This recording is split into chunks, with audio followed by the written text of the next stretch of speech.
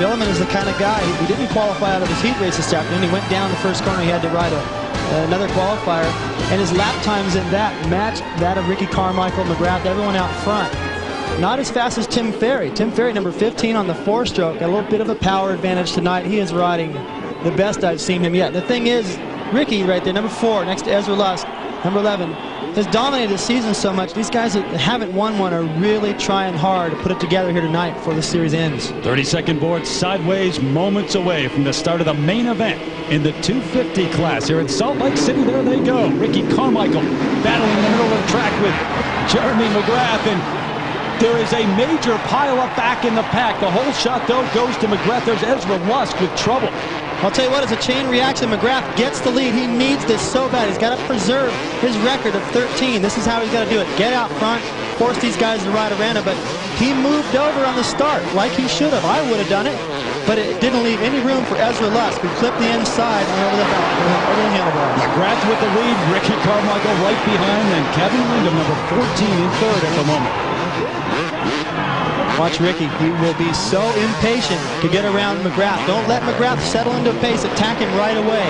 We got the loop section coming up. That's where Ricky's been faster all afternoon. The two superstars of the sport, Jeremy McGrath, the 7-time Supercross champion, the king until this year, and the man who has owned the series all season long, Ricky Carmichael, battling it out for the lead. I'll tell you what, number the blue back there in 4th, there he is, Tim Ferry. He passed McGrath in his qualifier this afternoon and riding the best I've ever seen him ride. He's got a shot. He's in contention here. He's right there in that lead group.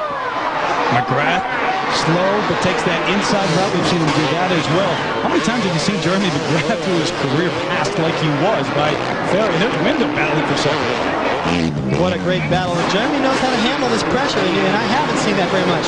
Hardly ever does somebody catch and pass him. Ricky and Ezra Lusk are the only guys I can think of. Windham has done it once. These guys all want it. I think Jeremy's wanted it the most. He's got to save face here a little bit before this series is over. He's been embarrassed for 11 races now. McGrath, Carmichael, Windham, Ferry, the top 4 battling it out.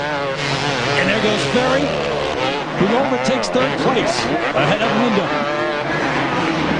But Jeremy can feel what's going on behind him. His crowd is standing there loud. He knows something's going on back there, and he better ride perfect.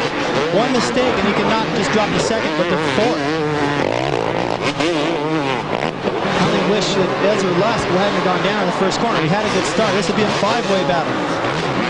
And there goes Carmichael. He takes the lead on the inside. Carmichael, McGrath on the outside.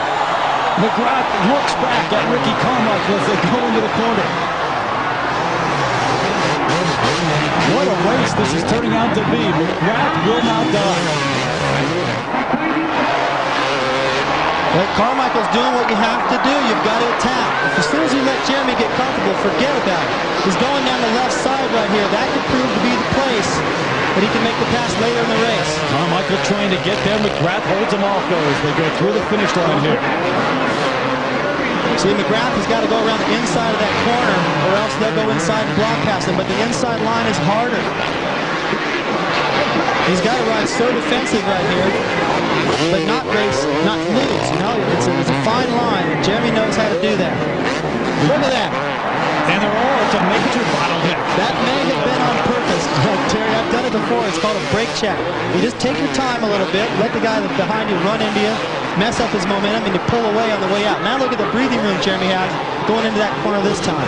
And you know it's a major motivational factor for Jeremy McGrath. No matter what he says, and he hasn't said anything to the contrary, but he has relinquished the title to Ricky Carmichael, but now he tries to hold the streak intact and to keep his record. Remember, 13 in a row. In 1996, Carmichael going after that record and going after McGrath here in Salt Lake City. We'll be back.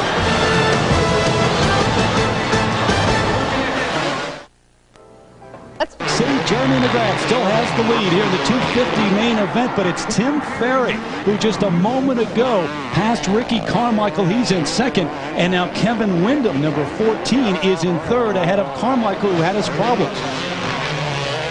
All it takes is one little mistake, and you don't lose one position, you lose them all. Look at Ferry, unbelievable.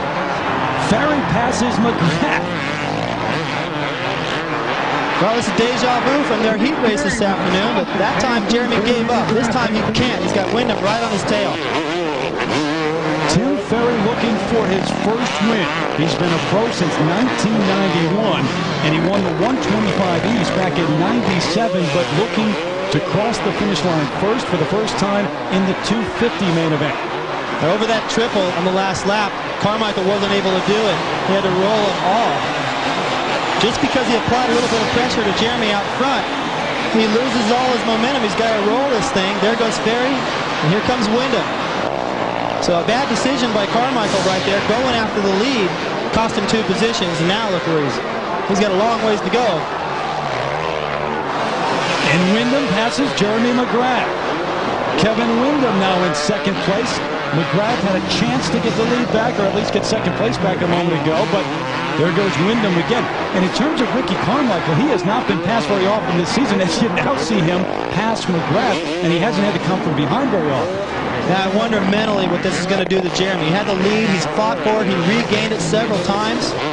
Now he's in fourth, and these guys are getting away from him, and emotionally he might feel like, you know what, this year is just not going well, and there's a perfect example, and I don't know if he's got enough fight in him to go back up and challenge these guys. The pace right now has gone completely off the scale, and Ferry, of all people, is setting it. Now, he's been ridden super so far this year on that 4-stroke. Done a great job for Yamaha, but this is just off the scale.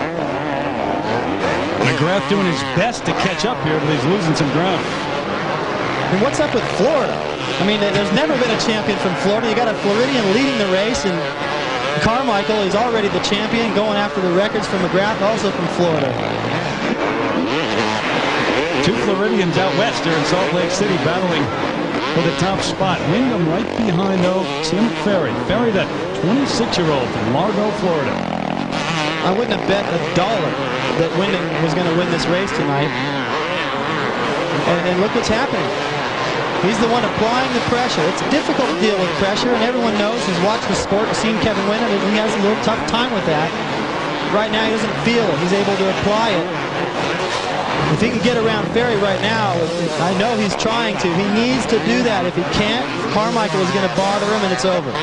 Wyndham, the 23-year-old from Centerville, Mississippi. He's always had a great deal of natural talent, huge potential, and now he makes a move and a pass on the inside. But Ferry comes back to retake the lead. And there goes Wyndham on the inside, and back comes Ferry. Ferry and Wyndham. And they're next to each other in the overall point standings, too. Wyndham in 5th, Ferry right behind in 6th. There goes Wyndham, number 14 on the inside. And Carmichael is right there.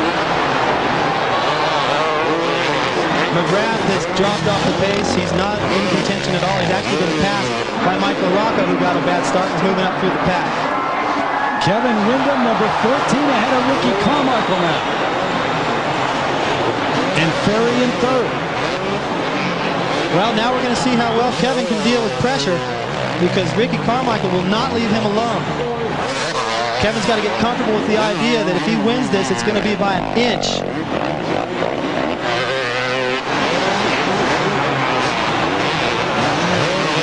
He's a small rider, and he's only number 4, but Ricky Carmichael, that's a large shadow to have right behind you. Watch Ricky square this corner. Dive back to the inside on the power. No problem. How's that for corner speed? Carmichael just blows by Wyndham. Now this goes back to what I said at the start. Carmichael rides a little bit on the edge.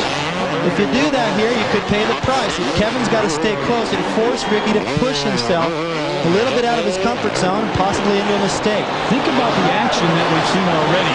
Not even halfway through this main event. And remember, we're over 4,500 feet in altitude here. How much is that going to wear on these riders? It's going to wear a lot. We might already be seeing an example of that. Ricky, other than Michael Rocco, who has worked his way up into 4th from a poor start, Ricky is the strongest guy in the field. Wyndham, I don't know, he's probably about number 5 or 6 in terms of the toughest guys out there. And about lap 8, these guys start to get tired. They were starting to get tired at the end of their heat races, which are 8 laps. They got 10 more laps to go. Fatigue is going to play a major role. Ricky Carmichael, number 4, with the lead right now, about halfway through this main event. with a 250 class. The streak alive for the moment. He's won 11 in a row, going to number 12.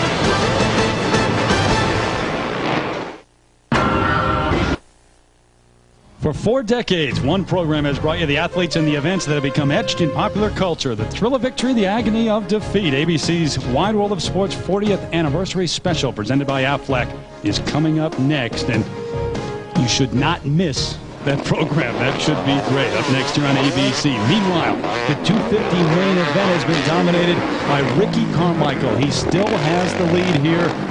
Number 4 in a familiar spot. It's been a good battle behind him, though, David. Well, you know, for a moment there, I thought this was it. Carmichael's streak was going to end. He dropped all the way to 4th. These guys were fighting past him, and he doesn't give up. And I talked about how fit he is. He and LaRocco right there, number 5, all the way up to 3rd. Just shaved a half a second off Carmichael's lead, but I'm surprised he hasn't been able to close the gap on Tim Ferry, who's riding a solid 2nd. But physical fitness in this last 5 laps is the absolute key. And Mike LaRocco, the veteran, the 30-year-old from South Bend, Indiana, how good is he coming from behind? Last week, he was last coming out of the starting gate, had a crash, but fought his way all the way back to finish 4th. And he seems to do this nearly every week. Oh, he's good at it. This is what he's known for.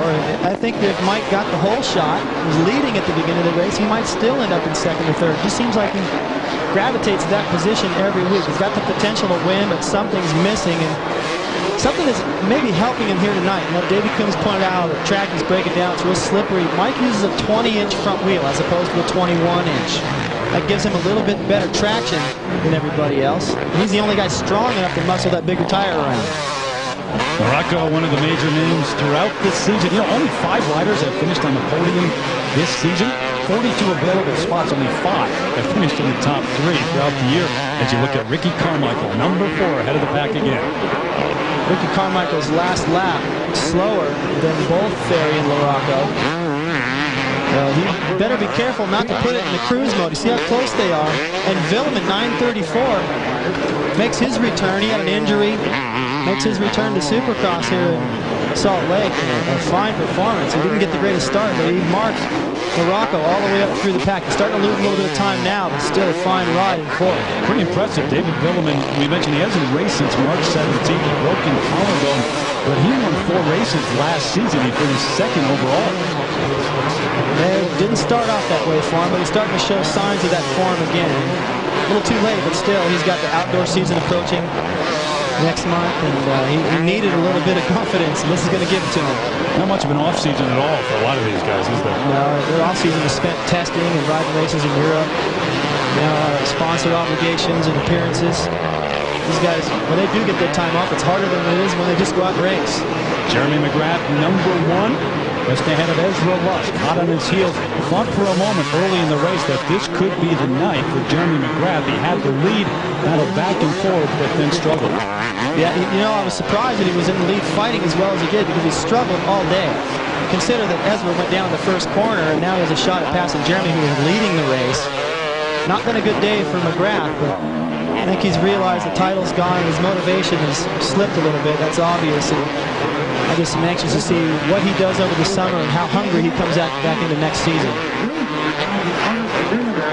There goes Ezra, jumps right by. McGrath doesn't put up that much of a fight. He just kind of gets handed the position back. And what allowed Ezra to get this close was about 2 laps ago, Jeremy stalled the bike. Lusk fighting to get ahead of McGrath, but there is Ricky Carmichael into the air. His lead over Tim Ferry has shrunk. White flag. He's got to be perfect this lap or Ferry can win this. There's number 15 right behind, left side of your screen, Tim Ferry. Making a run at Carmichael here on the final lap. Ferry's done such a good job of pushing the pace today. Mistake-free, keeping Carmichael honest. Very few people have done that this year. They've even made LaRocco back there, who caught these guys, say uncle. He's just given up, dropped way off the pace. Well, at some point, the way Carmichael has been riding, isn't that a temptation just to say, hey, I can't catch this guy. I can't match what he's doing on the track. Oh, especially when he crashes as bad. This afternoon, right in this section, right there, Carmichael did a big face planting. He looped the bike over backwards, and he had a headache this afternoon. They were worried about a mild concussion, and he's recovered. So that just breaks your spirit. You're like, how can I beat this guy? Ricky Carmichael into the air across the finish line. He has now won 12 in a row and 13 overall on the season. The streak continues. Trying to catch Jeremy McGrath's record. He's got one more to go.